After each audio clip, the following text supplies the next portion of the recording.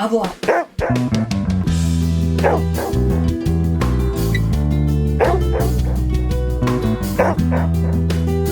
you doing there? Getting comfortable because it's 800 degrees in here. You can't even put on the air conditioner for me. It is, I think. The windows are open. Laurie, it's like a rainforest up in this piece. It is not. It is not. Too. No, it's not. Everyone be happy because today... Hang on, we haven't started yet. Okay. All right, everybody, welcome back to another episode of FitPet Boston Talks. My name is Leah Lodato, and I am the host of the show. Today, I am joined by my spouse, Laurie. Hello.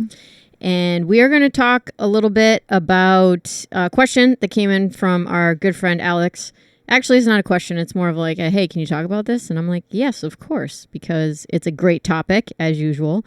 Alex is an awesome guy. He has been on the podcast a couple times before. If you haven't checked out those episodes, please do. He's operating down on the South Shore.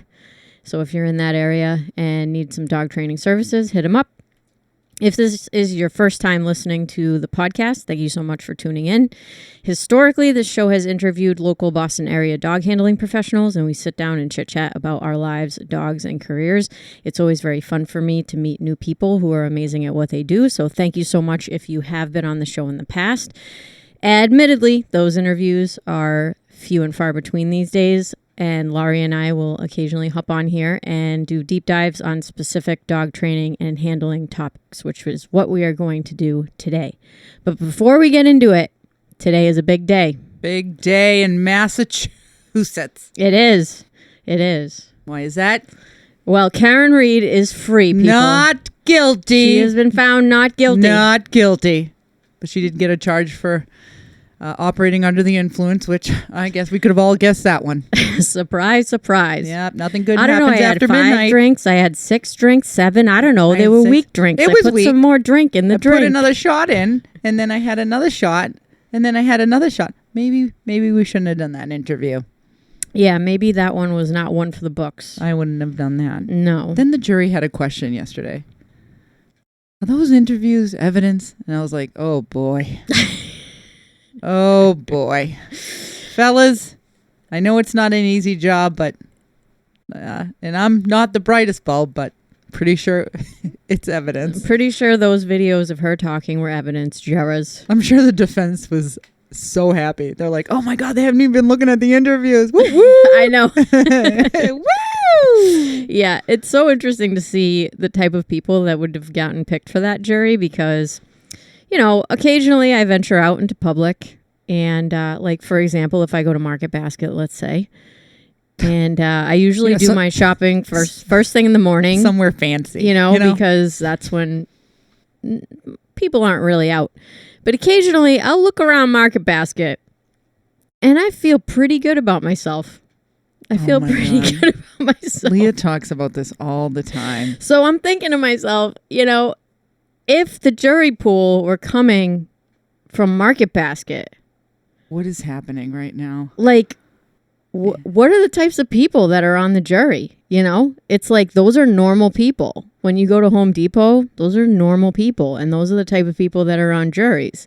I think we think that like lawyers are on juries or doctors and a bunch of people that are smart.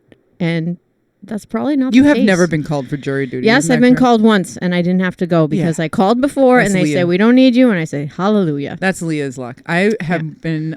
It's all the smart people that want to get out of jury duty. And it's the people who are like, yeah, I could use to like not go to work for a few days. I'll do it. Not a lot of people have time. Like if I got called jury duty on this case, I would have been like, I don't have this time. No, it's crazy. Take care of the parents. It's crazy.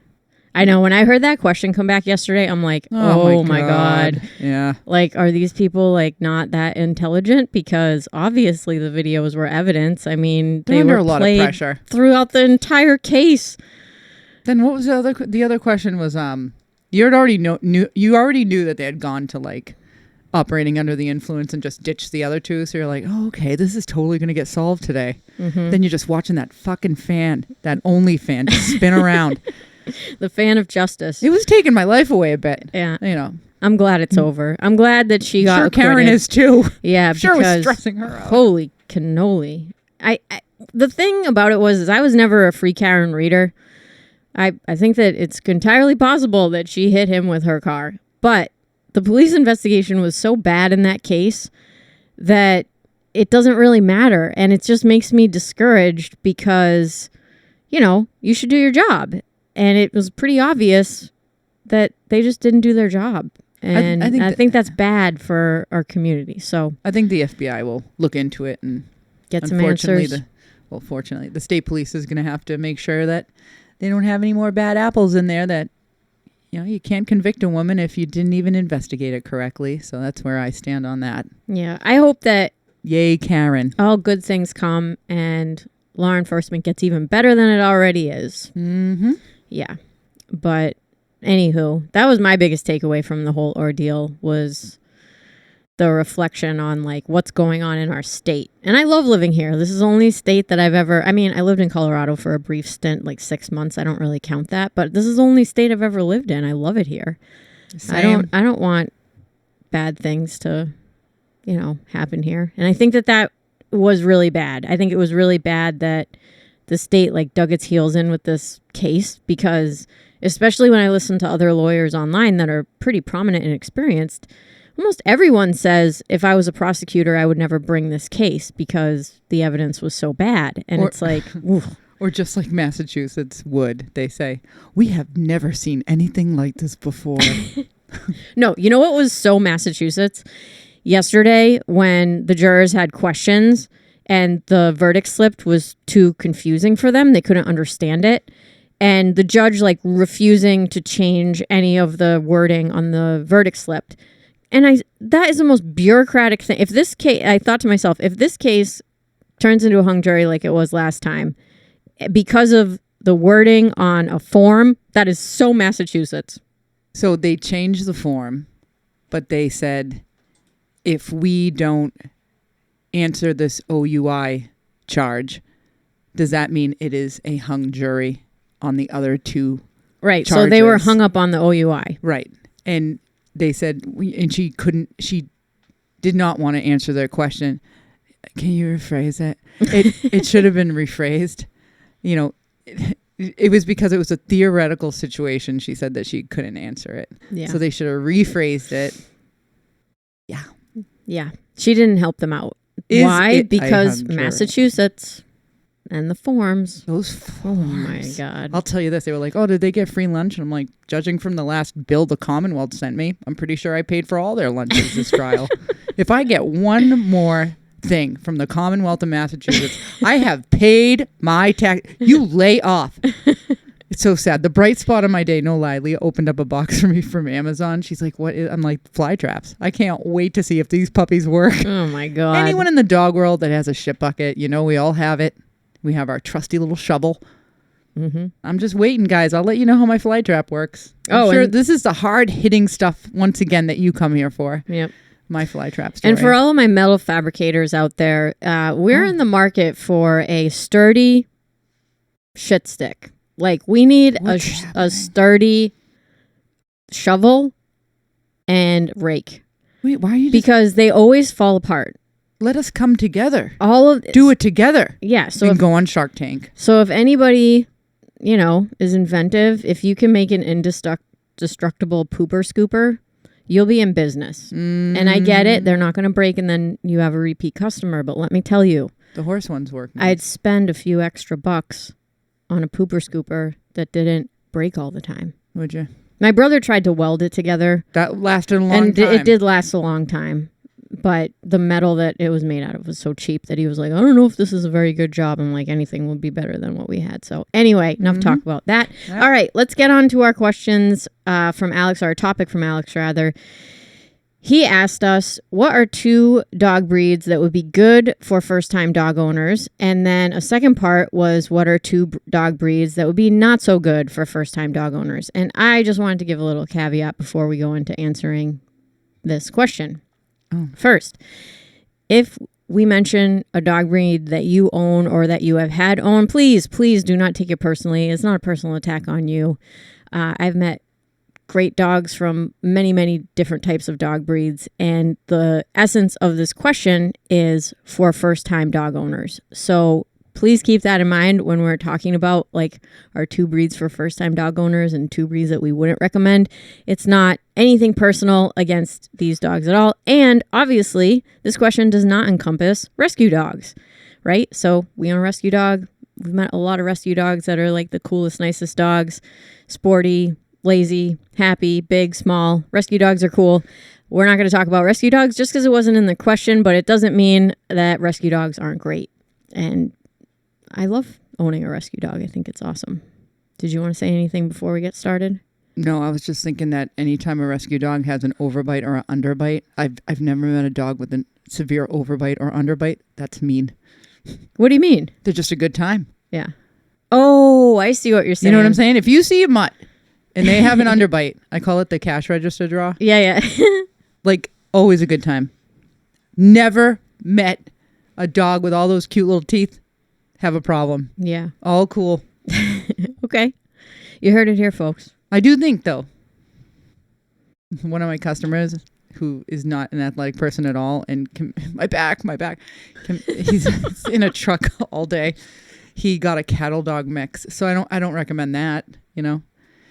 If you're looking for a rescue, you're looking at the rescue and you see a particularly active little pup and you're not.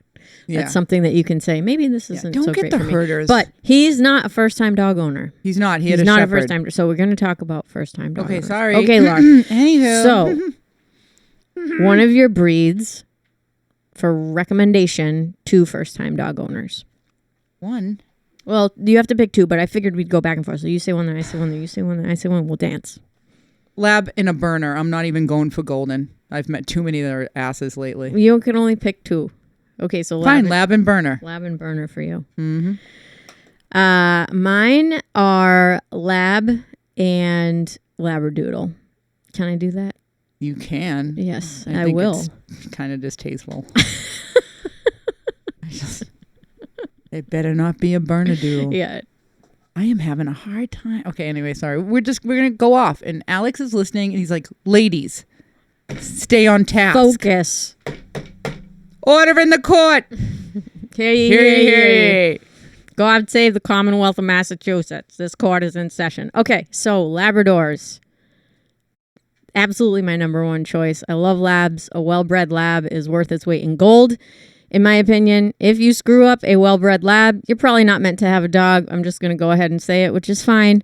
But well-bred labs are awesome. And I own one.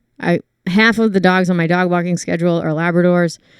For a while, it was America's most popular dog breed. I think the Frenchie overtook the status of the lab this past year. Why breathe? Who wants to breathe? Who needs breathing? Yeah, get a friend. Yeah, everyone did it in the car. I had one in class the other day. She's like, do you think he's going to pass out? And I'm like, oh, for God's sakes, put him on ice. We'll get him later. So there's a good reason why labs are great. And I know that it is kind of stereotypical. Like a lot of people own labs. And I think sometimes when you're excited about kind of shopping for dog breeds or learning more about dog breeds, I get it that you want to overlook what everybody else already has. But there's a reason why everybody wants a Labrador or why they are an extremely popular dog breed, because a well-bred lab is a great family dog. They can work a little bit, easy to train. For me, hiking, labs have really high pack drive, which means when you let them off the leash, whether they're trained or not, they tend to want to stick around you. And that can go a long way if you like to do things outside, like have a barbecue, go on a hike, go up to the lake house, bring your dog to the RV park, bring your dog to an outdoor area where there's people. If you have a dog that likes to be around you and is friendly towards people and other dogs, it can be a pretty darn good time. And I think that those are all characteristics of labs. So that's why labs are my number 1. Now, there is some nuance to labs because there's different types of lab breeds. We won't go into it. I was just going to say, is it a show dog? Is it a show line lab? Is it a bench lab? Is it an English lab? Is it a British lab? Is it a field lab? Like, for example, my little Raven, sweetest dog. I absolutely love her. Probably would not be a good fit for a first-time dog owner just because when she was a puppy, really up until now, she was a handful. She had a lot of energy. I could see how if she was with a family, she would have been eating socks and dish towels and just had so much energy and needed to express it even as a tiny little puppy. I can see how it would be difficult for a first-time dog owner to own a field lab unless they had some experience, and then they wouldn't be a first-time dog owner. So bench lab, English lab, British labs are kind of like field labs, a little bit different, but still have quite a bit of energy. One of the things that we talk about a lot in like retriever training is like an off switch. So if you have a field lab or a British lab, they're supposed to be able to chill inside the house. I would say from what I've seen, from my limited experience, I think a well-bred British lab can do that a little bit easier than an American field lab, just because I think our breeding lines have been really geared toward that energetic type of dog. And I will say that Raven, she did not have an off switch inside the house until she was about 2. So there is some nuance to it there with labs. But Laurie, do you want to talk about Bernese Mountain Dogs? Because that was your second pick. I think they have nice temperaments. I think they're sweet dogs. I think the brushing sucks, so a first-time owner might need a lesson in grooming. They constantly need to be brushed or have grooming appointments, but I feel like they're the new Golden. How's that? Oh, wow. Goldens are long-haired. Yes. So why can't we say Berners? I feel like Berners don't have a long lifespan, though. I do feel like sometimes they're, afflicted with health issues, but that's every dog these days. Yeah. But I love Berners. I think they have a nice personality. I think they're very friendly. The person at the party you want to hang out with. Yes. Yep. I like them. They seem to get along with other dogs when they're not a puppy. You have a puppy right now. He's like, everyone's like, it's too much. It's too much. Yeah, he's under 1, and having him out with the dogs, he just is extremely interested in everybody and wants to play all day. Yeah. If we're training, he's great. He'll listen to me. We did a rally course. We went to, anytime I run a group class, I always ask my people, I'm like, hey, you want to stick around while I train some of my puppies that I have today? My people are awesome. They're like, yeah, we'll train some more, because then they get to do more obstacles and we get to work together more, and it's fun. Does great. Playing with dogs, he's just too energetic. He needs other puppies. Yeah. So he hangs around with Knox the lab puppy and Stella the Bernedoodle. Yep. Yep. And I keep a leash on him. A leash sometimes, if your dog plays really rough, your puppy, keep a leash on them. That really slows them down. I usually I don't know. I don't know how other people handle this, but if I have a big group of dogs playing, I usually know the majority how they're going to act. If I have a younger dog, I usually have something really loud I can clang to get them to kind of break up. Because the dogs are playing. They have a line on them. You have to watch them when they have a line on them. Of course, you have to. It's just a way to get the dog out of the problem. And I usually do have something loud I can clang together to kind of break just up a little Italian interruption. That's a perfect way to put it. There you go. Yeah. That's why I'm here, Laurie. Thank you. Thanks, honey. Just accenting your beautiful points. Always there for me. Just putting a bow on it. Yes. I don't feel like I have enough experience with Berners to make a suggestion on that. My second choice was the Labradoodle, which is going to be a very controversial one amongst dog people because there's no breed standard for Labradoodles, which is problematic because when we don't have a breed standard, we do things like skip health checks and breed for looks and colors and eye color and all other kinds of crazy things. But there are decent Labradoodle breeders out there. There really are. And I think our friend Catherine, who's been on the podcast before, I would recommend anybody get a dog from her breeder. Her dogs are the sweetest. I agree. And healthy and trainable. And they're great. I mean, people are looking for that hair type of dog. They just are. And I think that for me, if I were to make a recommendation for somebody that wanted something that looked floofy and that they didn't have to vacuum up after all the time, I would recommend, and I have a lot of Labradoodles on my walking schedule, so I've gotten to know them too. And again, intelligent, higher pack drive, I would be selective and say Labradoodle specifically because I think, and again, if you own one of these dog breeds that I'm going to mention, please don't take it personally. There's absolutely nothing personal about it. other types of doodle breeds, I just have noticed characteristics that I'm just not super thrilled about. And the health issues that come along with them too is a little unnerving. And again, with there being no breed standard, I know people that have spent upwards of $4,000 on a doodle that is structurally a mess and has a lot of health issues and behavioral problems. And to me, that's a sin. That shouldn't happen. So I think a well-bred Labradoodle can be a great companion for a first-time dog owner as well. Again, as long as they know that there's grooming involved and training involved, kind of leading into that decision. Yeah, I like Catherine's doodles, and I love Coco and Stella. Oh my God, so sweet. Because they have a sweet personality. Teddy Ryan, they're loving. sweet. Teddy. Teddy Ryan was the best. Other Teddy is a nice dog. Yeah, same breeder. Easiest dog I've ever trained to be off the leash. I love Teddy Ryan. I miss him. So yeah, I would say Coco and Stella's. Love Teddy Ryan's. But I see like a running health issue in both of the dogs. Like Teddy Ryan is gone now, but I see a running issue in Teddy.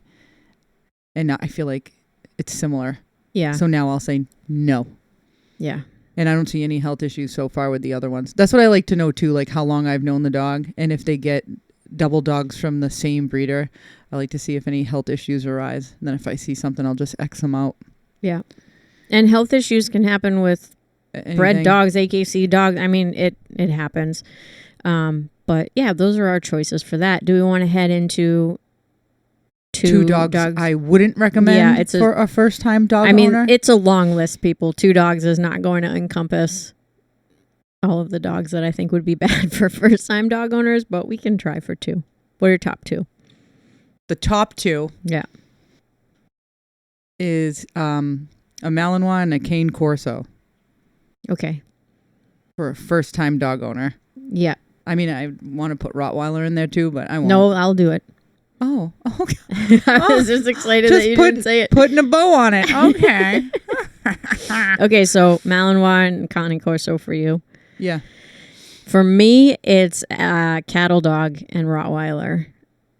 Mm-hmm. Do you want to dig into your choices a little bit? I just think that I think a Malinois is a lifestyle. I think that you have to be a very active person. You have to train. You have to want to train your dog if you own a Malinois. There's no way about it. Yeah. And you have to know how to train prior to getting the dog. You can't say, "Oh, I'm going to train with this guy." I mean, the only case I can see where that might work is if you're like a police canine handler and you've never owned your own dog, or you've watched a lot of police canine handling, or maybe you've held a sleeve at some point. That's not a first-time dog owner. Yeah, but you've never owned a dog. But otherwise, you need to know how to train dogs, I think, before you get a Malinois. I mean, I'm sure people do it successfully without, but I mean, wow. I think that if you get a Malinois as your first dog, I feel like you have people around you that are supporting you in this decision. Like, it takes a village to raise a baby. Yep. I think that if you get a Malinois for a first dog, you have a village that's there to help you. And you know that dog will be your whole life because it needs exercise. It needs training. Yep. It needs something to look forward to. Purpose, for sure. Okay, Cane Corso, I was at your second one. Ugh, I just feel like I'm going to get everybody mad. I feel like they have a screw loose. You won't. I already made them sign a waiver before they listened. Okay. Didn't you hear my rant? I feel like they have a screw loose. I think it's a really powerful breed, and I don't think that people train it enough. That's all. Every time I've met a Cane Corso, there's an issue. It's like never just a dog that you train that's really cool. It's, this dog has a problem with this, and with this. Right. So. If you want a big dog, I think English Mastiffs are pretty cool.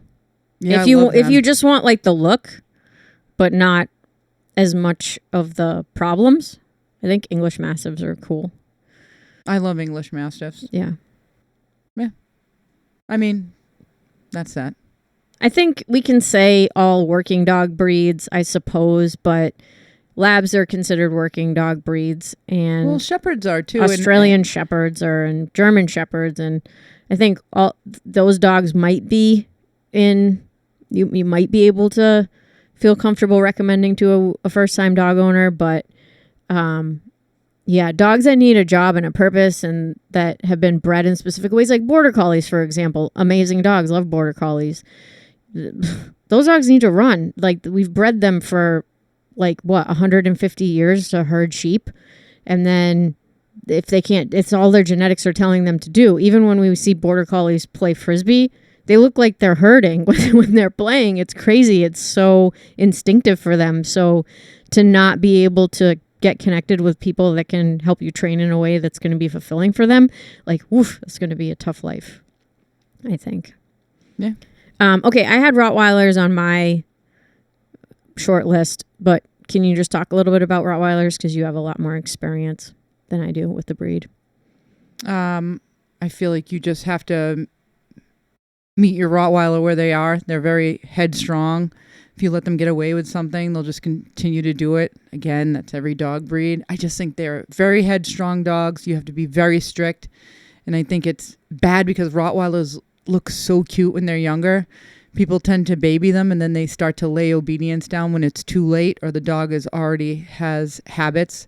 Most of those habits include too much freedom. There can be a lot of reactivity if you don't socialize them when they're really young. It's a really powerful breed, so you have to be strong. If you have these large dogs, you really have to be able to match strength to some extent. Right. It always bums me out too when a couple comes to me with a Rottweiler and the woman says, I just can't handle him. I let Bob do it. I'm like, oh, the fuck, come on, ladies, let's get those ovaries going. It's just hard. I know. It just bums me out that the dog is so uncontrollable that now their mother can't handle the dog. Yeah. And they're very pushy dogs, physically pushy too.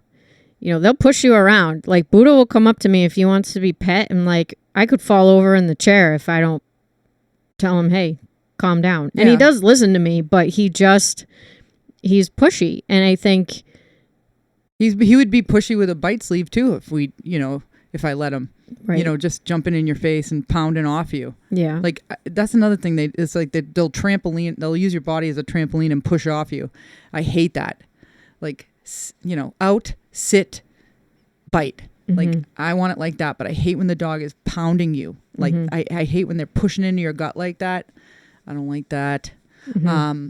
Just the surging at the end of the leash if they have any reactivity with another dog too. Yeah, I'll knock you right off your feet. Yep. I mean, even now, Ruben, for example, Ruben comes up to me to get pet, and Buddha will just be watching, and then he just shoves his face right in the way. I go away. Mm-hmm. Go away.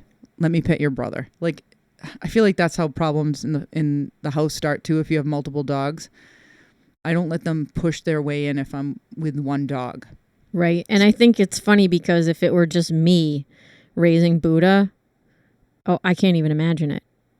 Because it's little things that you have to know going into it that you have to put a stop to straight away. You have a little puppy come up to you as you're petting another dog or, a 7-month-old puppy, whatever, not like a little puppy.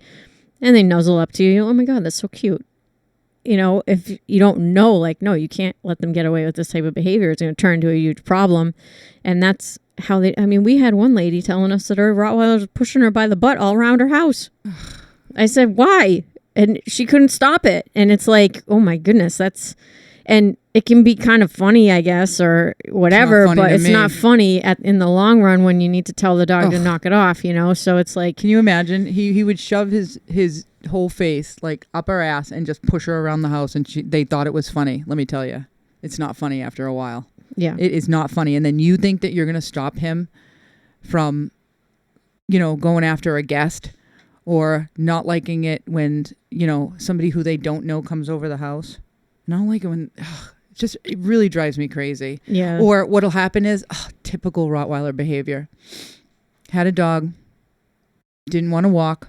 They get out of the front door. They're on the porch. The dog doesn't want to go for a walk. He takes the leash and runs back into the house.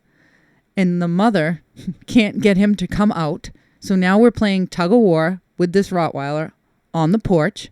She finally gets him out. He turns and growls at her. So she goes, oh no, I'm not going out with this dog, because he growled at her and he won. Mm-hmm. And then he went back in the house. And every day, these little things keep happening. He growls, he gets what he wants. He stops, he walks in the opposite direction, he gets what he wants. He looks out the window, oh, he's protecting the house. I'm like, what is he, protecting it from the 8-year-old kid that walked by with a Bichon? Like, cut the shit. He's, and you let him at the window. I know a Rottweiler that smashed the glass on the sides of the front door. Do you know how difficult it is to break that glass? So you just let your dog window watch all day. You have to be so strict with a powerful working dog breed. Yeah. And these little things matter, guys. This pushing you around, this shoving into you when you're playing. There's some things you excuse when you're playing, but when a dog is deliberately hitting you. Right. Guiding you around the house, a little growl gets them out of doing something, and they just carry that growl on for everything. Oh, when I do this, my owner lets me do this. Yeah. Oh, when I do this, I get to do this. Oh, I get on the sofa, and then you try to push me off, and then I growl at you, and then you let me stay. And your whole life is run by the dog. If you can't even get that, how do you expect to walk this dog in public? Right. Yeah. It's a thing. Resource guarding? To me, Laurie's had quite a few Rottweilers in training. To Rottweilers, resource guarding is crazy with Rottweilers when they're puppies. Mm-hmm. Yeah, we're so lucky Buddha doesn't do it. It's because we work on that stuff since they're puppies. Out, sit, toy, or these little exercises I do to stop things like that right from the beginning, not letting them win. Yeah. Yeah, it's a thing. Oh my gosh. I'm just passionate. I don't know if I would own a Rottweiler without Laurie. Actually, I do. I wouldn't. There we go. Oh. End of story. And I love Buddha.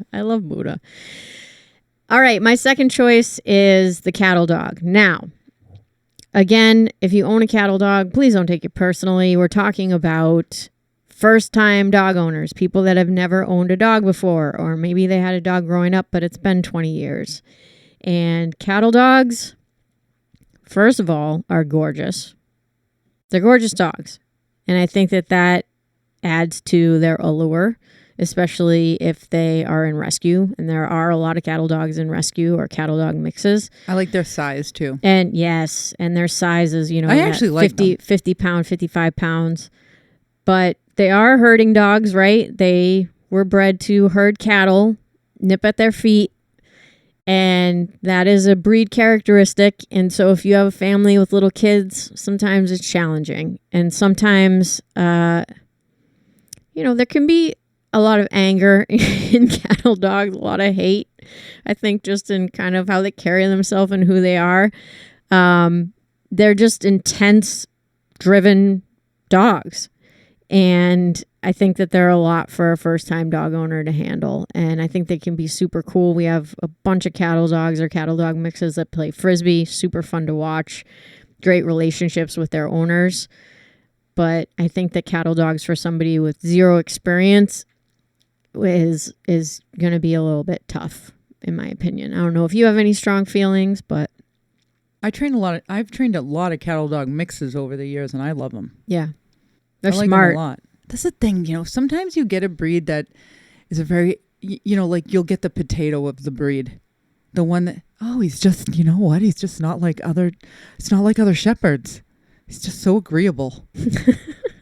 and you just marvel at that because you just happen to get the one that is a muffin. Yeah. Like one guy came here and he was cutting down trees and he had a Rottweiler. He brought his Rottweiler.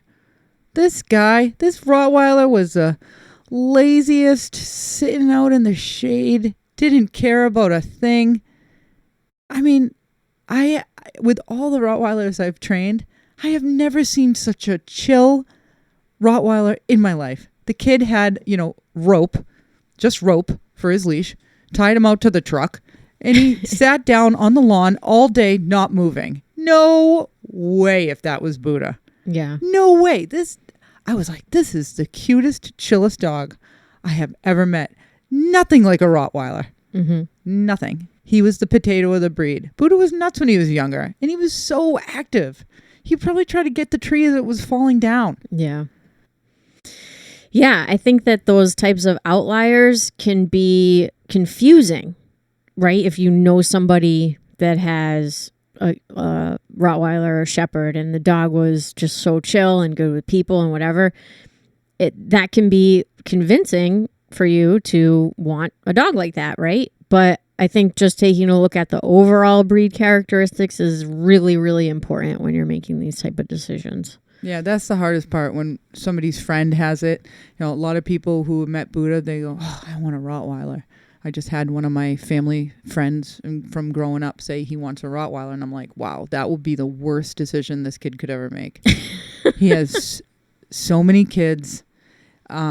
He has his own very successful, crazy business. He's working all day. His kid is very involved with sports. He has no time for this dog. And it will be the worst decision. Yeah.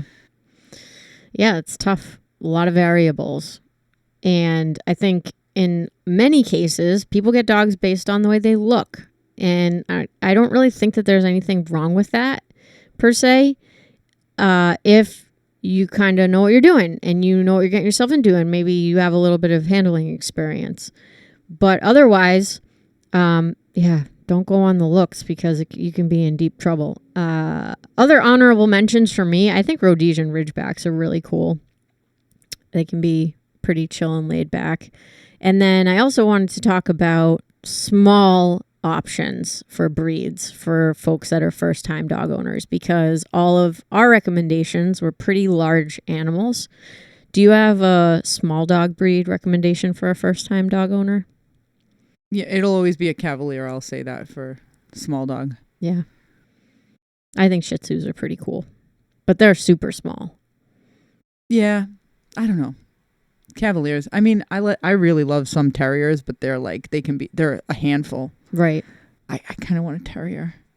Really? What kind? Just so I know what I'm getting myself into. Next 10 years, what's up? I just want a little terrier mutt. I keep looking on rescue pages lately. You do? It's the first time hearing of this, people. It's almost like I'm cheating on. What sites have you been going on? Yeah, because I can't argue with it. Terrier mixes are us. I've been seeing some fine looking dogs out there. Hey, if they can catch a Frisbee, I'm down. I'm totally down for a terrier. Let's some do it. Some of them are really cute. And the smart. Yeah, I kind of want those little eyes staring at me and some weird ears, you know. I just want a good old mutt. Like a pit bull terrier, or like what kind of terrier are we talking? I mean, initially I was thinking like a rat or a Jack Russell. Yeah. You know, just a little spice. Oh, well, I want a dachshund, but I'm worried about the spine. You know what I'm saying? Yeah. I'm so worried I'll get a dachshund and something will happen to that long back of theirs. The only time I've seen a dachshund. I love this story. I went to a lady's house in Arlington and she had a dachshund and she got it from Germany because she was German and she'd seen her parents and she took the dog home with her. This dachshund was jacked. He was short back and jacked. Was he black and brown? Yeah. Yeah. Oh, shiny. I was there for the first class and the dog was already on a skateboard. The kid had a skateboard and I was like, oh, why don't we just do something on the side after we do the, all the other stuff you have to do. This dog was right on that skateboard. That's pretty cool. But, in Germany, they don't make them like they do here in America. This dog had function. Don't they have standards? They just, I mean, in America, they all look like slinkies. They do. This dog was no slinky. He was short and stout and muscular, and he was cool looking. That's man, cool. Oh man, I love this. I never saw her again. You know why? Because the dog's a genius. He was doing everything already. She wrote me a few emails saying everything was going well, and I'm like, of course, because the dog is a genius. Yeah, that's so. Great. If I found some short back dachshund, maybe, but I cannot get a slinky. I'd be worried that thing's falling all over. You know what those slinkies look like when they get older too? It's all falling apart. I know. They don't go down the stairs anymore. Their belly drags on the ground. See, that was the day, It's right? When sad. Slinkies were entertaining you as a child. You're like, look at this Slinky. Let's do it 20 times. That was our form of entertainment. Oh, we didn't have entertainment when we were kids, Laurie. We were like No. making fun out of the dumbest stuff. Yeah, Oh I used my to God. pour sugar in the driveway in Somerville. So in Somerville, of course, we have like an ant issue, right? Because in Somerville, that's what you have. You have ant issues. And so my mom saw, I was like, I'm like, it's a snowstorm. And I'd pour the sugar into like the crack and all the ants come out. I'm like, oh my God, you're all going to die. Meanwhile, my dad's like, fucking ants are all over the house. My dad never swears, actually. He's like, oh, we got to get rid of these ants. And I'm like, oh. Meanwhile, I was like, there was a blizzard outside. They had to come in. Oh.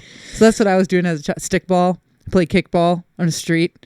A car would come by. Interference! And we'd go back, Yeah, I had a different childhood. We grew up on the farm and we were away from neighbors. So it was just me, my brother, and my sister entertaining each other. And we used to get into the most dangerous things that you can possibly imagine that I won't even repeat. It's different dangers. I don't even know how we survived. Yours was machinery. Like me. Yeah, machinery, sharp objects, building tree forts way too high in the tree because we had endless amounts of supplies. It's like such an innocent life. Like me, they were like, don't go down to the park today. Crystal's there with her pocket knife. I'm like, oh, forgot.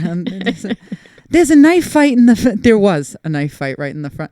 So we're out of the house, and then Tina, who I grew up with and still my friend, we're on the porch, and there was a legit knife fight. Well, right? Somerville was different back in the day. I remember the first time I went to Davis Square was like maybe in 2008 or 2009, and my friend, gives me directions to her house and was like, be careful because this, that, and the other thing. Like, it was like not a safe place to be. Now all of Somerville is just yuppies. I live down the street from 2 bars. Now Yeah. they're condos. Yep.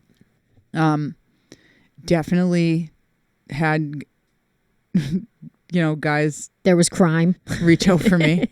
And I remember running one day to get away from this one person. The mailbox down the street was on fire. The knife fights, the drugs. And I'm like, come on, guys. Like, now it's preppy. Yeah. Nothing's happening. Yeah. Yeah, they're like, Crystal made muffins for everybody.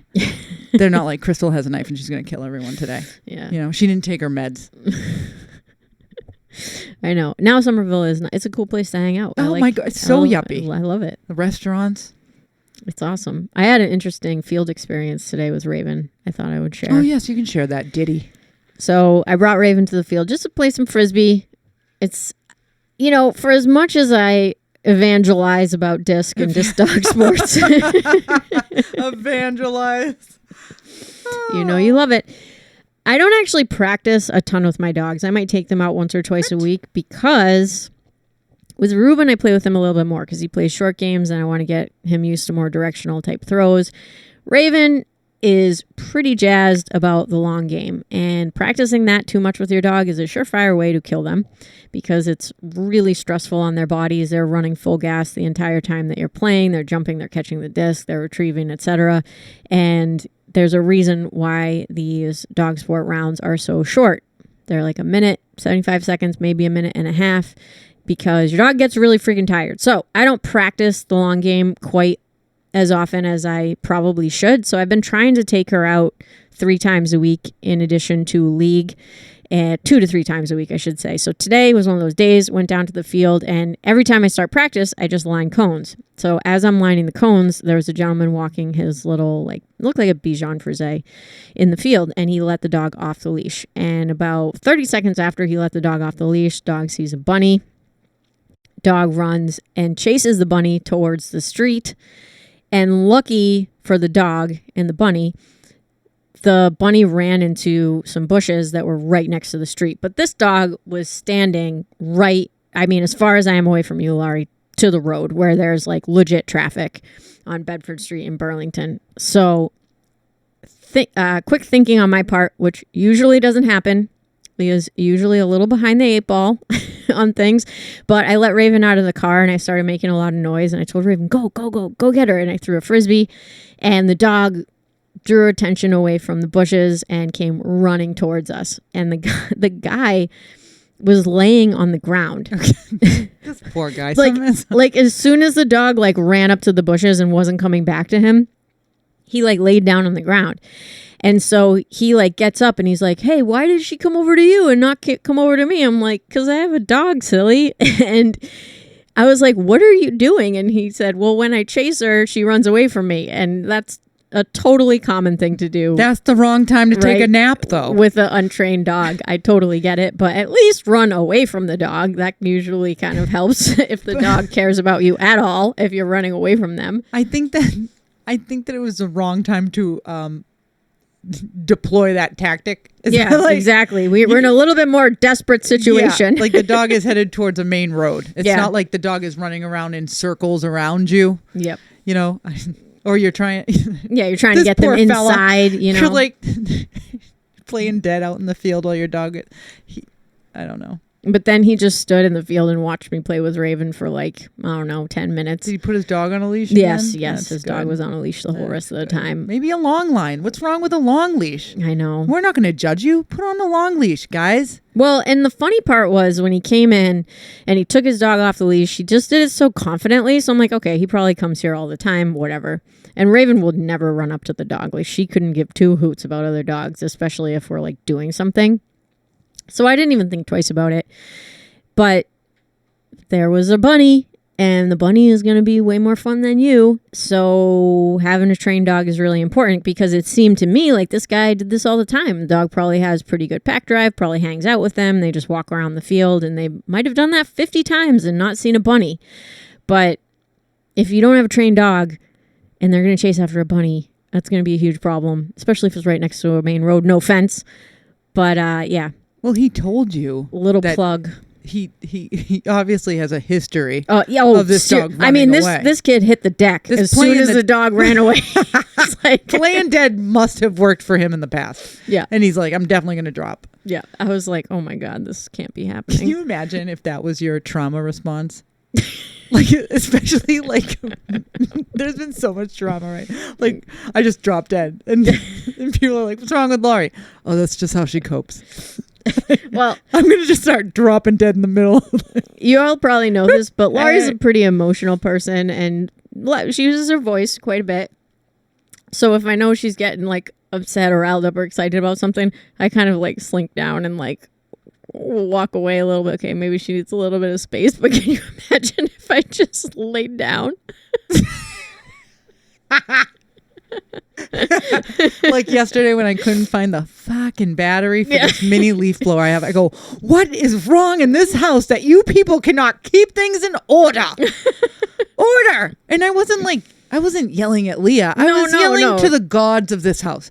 I was yelling to the overall group of people that cannot put things away. Just put it away. No, they're like, I'll put it here and then I'll take time later to put it over there. Just go there. Why do we need a middleman? Just put it away. Yeah, we got a lot going on around here, so we do a lot. I can't. It's not like a quiet household, you know, when you come home from work and everything is just where you left it. This is it's a freaking zoo. I try to keep to the point, and I'm not complaining because I love them. I'm like, Mom, Dad, if you cannot put things away, put it in the Laurie pile, and I will spend, because I have a lot of free time. I'll spend my time putting away all the stuff that you've used throughout the day. Okay? Yeah. Why don't we do that? I'm talking like lawn tools out in the rain. Oh, yeah. I get it. You don't feel good. Just holler. Yep. I could be the 911. With Laurie 911. The wheelbarrow full of tools, and then it rains. Rains, mother of God in heaven above. And if we're really lucky, there's some grass clippings in there. Oh, and it stinks. Or worse is they don't empty it. Yeah. Because he doesn't feel good. So he like starts to do the yard work. And I'm like, did we have to bring the rainforest in? There is this musty smell. Yeah, that's a toughie. Oh, my mom's like, I made fish last night. I'm like, where did you put the bag of trash? Not in the garage. Not in the garage. And then I start like ranting and raving, and Leah falls dead on the ground. Like, who put the bag with the fish? The other day, I had somebody up here. We were doing a class. Like it Ma smelled- drives by, gangster style, and mean mugs the person for where they parked because it was her spot. Oh, yeah. We had to have a little talk. I was She's like, the queen. Mom, you can't mean mug my families. Yeah. They're not used to this abuse. I was raised with it. You can't throw a shoe at them the way you threw a shoe at me. Then doesn't this make a lot of sense, Leah? Who Yeah. I am as a person? Oh, I know who you are as a person. When you get shoes thrown at you? I knew it was up. I mean, you've seen my Leah, I think the first time Leah came to my house, my dad was vacuuming the porch. Yeah. No, the first time I met your dad was in the backyard. He was in the garden. Uh-huh. Yeah, that was the first Didn't time. No, but I thought you pulled up one day and he was literally vacuuming the porch Wouldn't be surprised. in his pajamas. Just a quick cleanup. Yeah. Can't put the tools away though. It's fun. I'm glad he can't listen to this. But yeah, I am just grateful that we work so well together as a team. We do. We really do. And the house looks beautiful, and everything at the end of the day is where it needs to be. And that my in-laws are still very capable of she's pulling doing pretty much everything. She's pulling apart the oven right now because who cleans the oven? And I'm not kidding you guys. We walked upstairs and the door to the oven was on the counter. Off. And she she's had the taking screwdriver. all the layers. You ever want to know what's inside an oven door? Who takes the oven door off and then takes apart the door? Yeah, we got the insulation in there, you know. And she's like, this door is so heavy. And I'm like, well, maybe you shouldn't have started that project. I can't get the screw in. I'm like, oh, why are we doing this? Mm-hmm. Yep.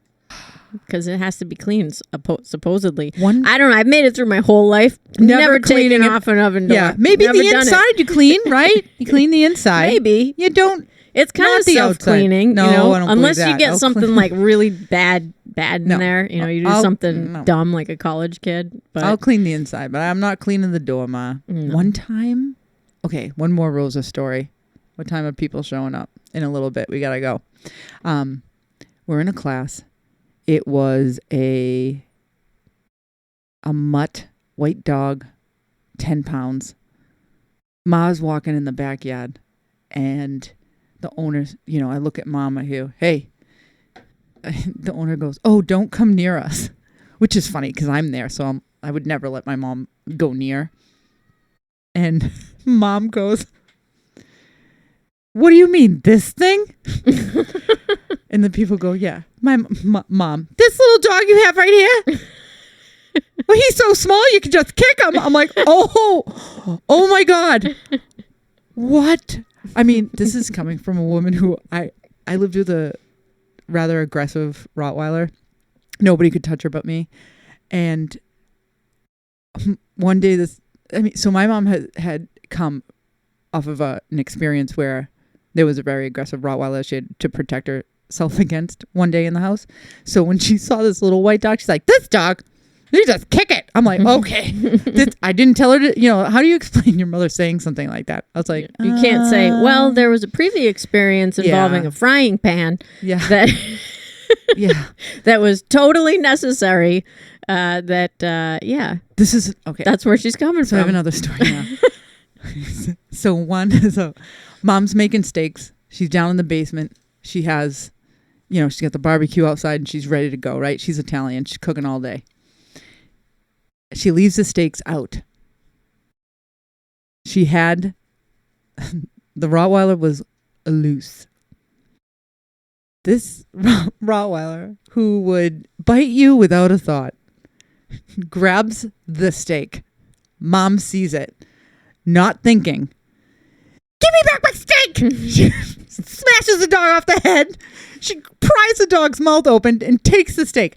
I think that Rottweiler was so surprised. Yeah, like, whoa. She's like, oh, normally people walk on glass around me. Mm-hmm. She was in shock. The other time I said, Ma, don't let her out. Don't let her out. Don't let her out. No matter what happens, no matter what she says to you, no matter how she looks at you, don't let this dog out. House is on fire. Let it burn. She said, okay.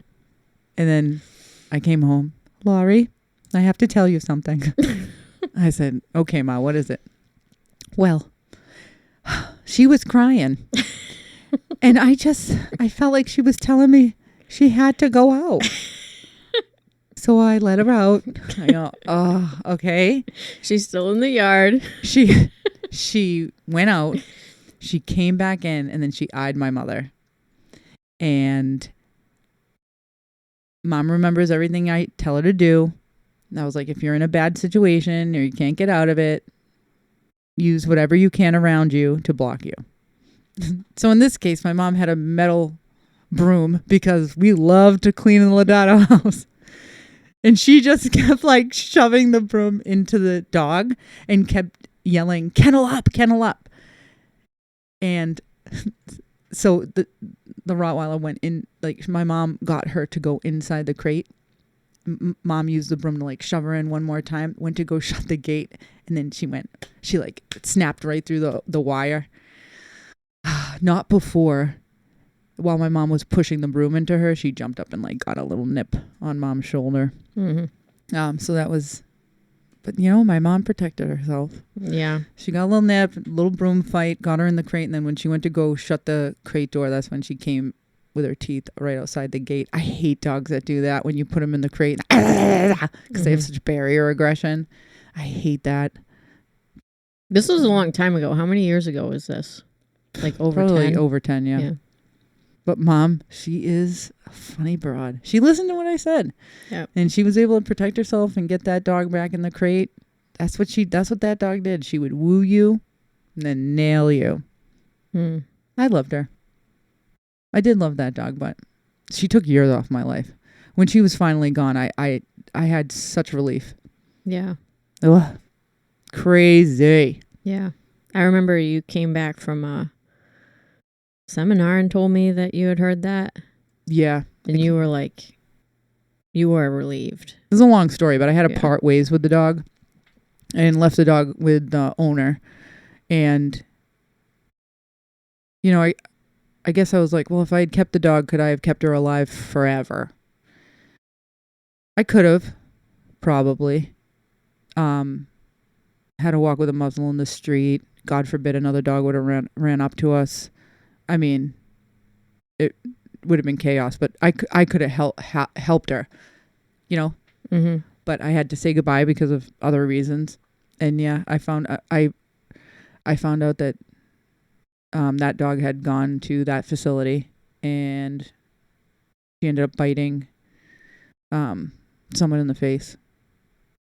I can only do so much, right? Once the dog is out of my hands, because it had to be taken out of my hands and I didn't have a choice. But it's funny because do you think, knowing everything you know about that dog, that it was a genetic disposition? Because you've said that you knew when she was a puppy. Yeah, I do. Yeah. I wanted to take the dog back young, but anyway. Happens. It happens. Anyway, Mama Rose. She's a gangster. Yeah, she is a gangster. She is a gangster. I'm telling you, she's not afraid. No, Mama Rose has one foot out the car door before the car's even in park. Oh my God! I was doing a class in the circle. I would get out of the way. This woman's crazy. And they pulled up to the house and they looked at me. I'm like, that's my mother. Do you have any other good? No BS. Stories? That's for sure. Oh, she's like, and the older she gets. Oh my God. The less crap she gives. She saw one of my friend's haircuts and she goes, oh my God, you look like you just came out of the jungle. I go, oh, good. How do you cover that up? You can't. You can't cover that up. Looks like you cut your hair yourself. I did. No filter. No. Doesn't matter anymore. All right, everybody. We hope we kept you entertained for this little bit of time. Wait, one more. Oh, seriously? Yeah. I always do that. I always say the podcast is ending and then we go on for 5 more minutes. One of my customers that came here is the first time I ever met them, dog family. She said, your mother looks really familiar. And I said, oh. I said, she worked for 30 years in Davis Square at Mario Salon. She's like, oh my God. She did my bikini waxes. Woo woo! Okay. Now, would Rosa remember? No. Nope. She's like, I've seen them all. That's what she says about that. Rose is like, I've seen $50. That's what I see Seen when them all. I do Just bikini rip it waxes. right off. Oh, brutal. Anywho, that's the end. We got to work. All right. We are waiting on some people, so we are going to say goodbye. Please, if you'd be so kind, feel free to like, subscribe, and share the podcast with friends. It takes 5 seconds to leave a 5-star review on Spotify if you'd be so inclined. It helps our audience grow. And we're on YouTube. Don't get a lot of people listening on YouTube. Not a problem. But if you are listening on YouTube, leave a comment. It really helps the algorithm and, again, helps to grow the show. So, yeah, signing off for now. You'll hear from us next time. Thank you.